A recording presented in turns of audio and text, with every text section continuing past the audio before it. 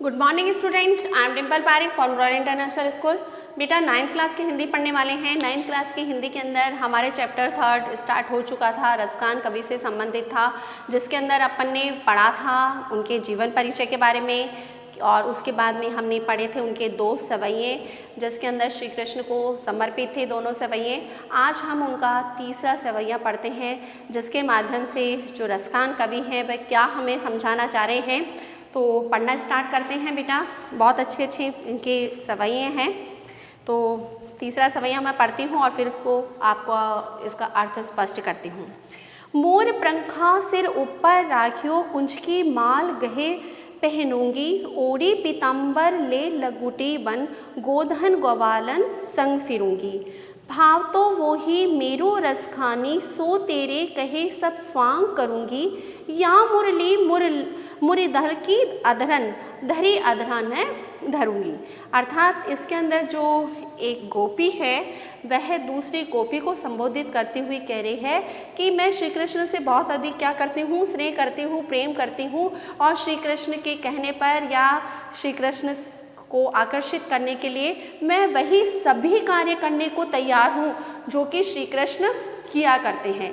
क्या क्या कार्य करने के लिए तैयार है देखिए। वो मोर पंखा सिर ऊपर राखियो कि जैसे श्री कृष्ण जो है वह मोर पंख अपने सिर पर धारण करते हैं ना, तो मैं श्री कृष्ण का रूप धारण करने के लिए तैयार हूँ।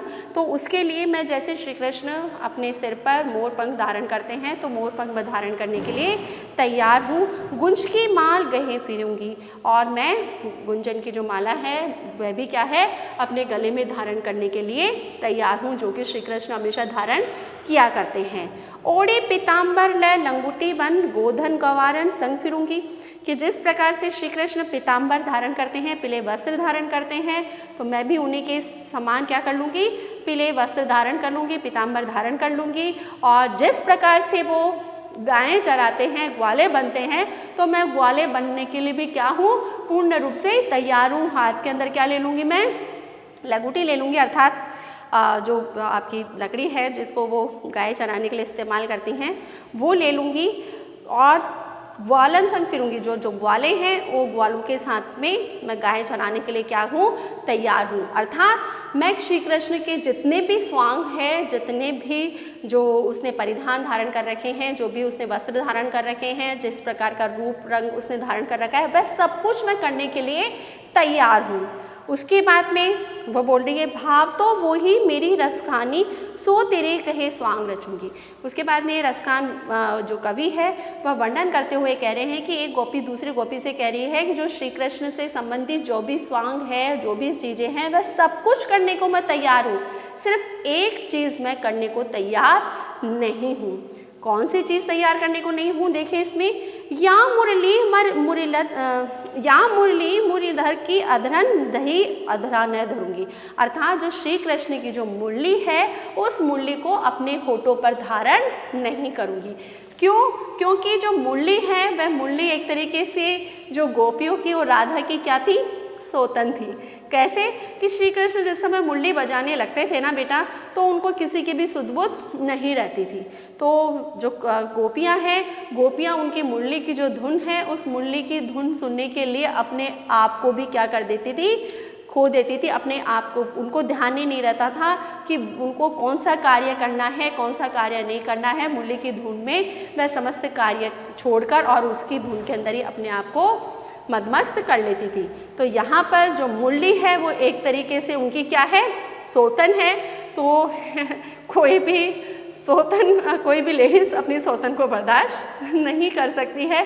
तो यहाँ पर श्री कृष्ण की जो मुरली है वह गोपियों और राधा की क्या है, सोतन है। तो इसलिए वो बोल रही हैं कि मैं श्री कृष्ण से संबंधित सारे स्वांग करने को तैयार हूँ, मोर पंख भी धारण करने को तैयार हूँ, माला भी धारण बनमाला जो है गुंजन माला वह भी धारण करने को तैयार हूँ, पीले वस्त्र पहनने को तैयार हूँ, ग्वालों के साथ में गाय चराने को भी तैयार हूँ, ग्वाले का रूप धारण करने को भी मैं तैयार हूँ। और लेकिन सिर्फ एक ही चीज़ मैं करने को तैयार नहीं हूँ कि मैं अपने होठों पर क्या नहीं लगाना, क्या धारण नहीं करूँगी, श्री कृष्ण की जो मुरली है अर्थात मुरली जो है उसको धारण करने के लिए तैयार नहीं हूँ। चलिए समझ में आ गया। लास्ट एक और थोड़ा सा बचता है, ये भी गोपियों से संबंधित ही है। एक गोपी दूसरी गोपी को वर्णन करती हुई कह रही है कि इसके अंदर जो है कि जब मुरली की धुन होती है, अर्थात जब मुरली बजती है तो जो गोपियां हैं वह अनायास ही उसकी तरफ आकर्षित हो जाती है। तो उसी के लिए जो यहाँ पे रसखान कवि है वह वर्णन करते हुए कह रहे हैं कि एक जो गोपी है उसके ऊपर मुरली का इतना अधिक प्रभाव पड़ता है कि वह अपने आप में रहती ही नहीं, अपने वश में रहती ही नहीं है। तो उसी के लिए वह बोल रही है, कान्ही ते उंगरी रखबो जब ही मुरली धुनी मंद बजेगी, मोहनी तानन सो रसखानी अटा चढ़ी गोवर्धन गहे तो गहे, तेरी कहो सिगरे ब्रजलोगनी कोल्ही कहूँ कितनो समझे है, माई रीपा मुख की मुस्कानी संहारी न जाए न जाहे न जाए। अब इसके अंदर जो एक जो गोपी है वह वर्णन करती हुई कह रही है, उसकी मुरली की जब आवाज़ है उसके बारे में बोल रही है कि भाई तो जैसे होता है ना कि भाई मुरली की आवाज़ आती है श्री कृष्ण की तो मैं अपने वश में नहीं रहती हूँ। तो उसी के बारे में यहाँ पे वर्णन करते हुए जो एक गोपी है वह दूसरी गोपी को क्या संबोधित कर रही है, वह समझाने का उसको प्रयास कर रही है। किस रूप में प्रयास कर रही है बेटा, वो देखिए, वो मैं आपको बताती हूँ। देखिए इसके अंदर कृष्ण की जो बांसुरी की धुन में मग्न एक गोपी का कथन है कि यदि किसी प्रकार इस कृष्ण की मधुर बांसुरी की धुन उनके कानों में पड़ गई तो वह अपने वश में नहीं रहती है। अर्थात किसी भी कारणवश यदि कृष्ण की जो बांसुरी की धुन है वह बांसुरी की धुन यदि उसके कानों में पड़ जाती है तो वह क्या हो जाती है, अपने वश में नहीं रहती है। उसके बारे में आगे वर्णन करती हुई कह रही हैं कि हाय रे माँ, कृष्ण की जो चेहरे की मनमोहर मुस्कान है वह मुस्कान उसको क्या कर देती है, अपनी तरफ आकर्षित कर देती है।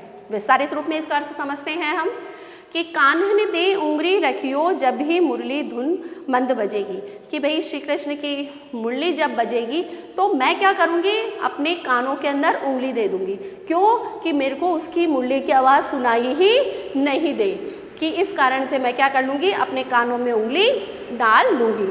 उसके बाद में मोहिनी तानन सो रसखानी अटा चढ़ी गोधन गहे तो गहे, उसके बाद में बोल रही है कि उसके गोधन गीत जो है, जो श्री कृष्ण गीत वगैरह गाते हैं वह भी क्या करूँगी, उनके तान भी मैं नहीं सुनूंगी। उसकी जो मधुर ध्वनि है, मधुर जो वो गीत गाया करते हैं वह भी मैं नहीं सुनूंगी।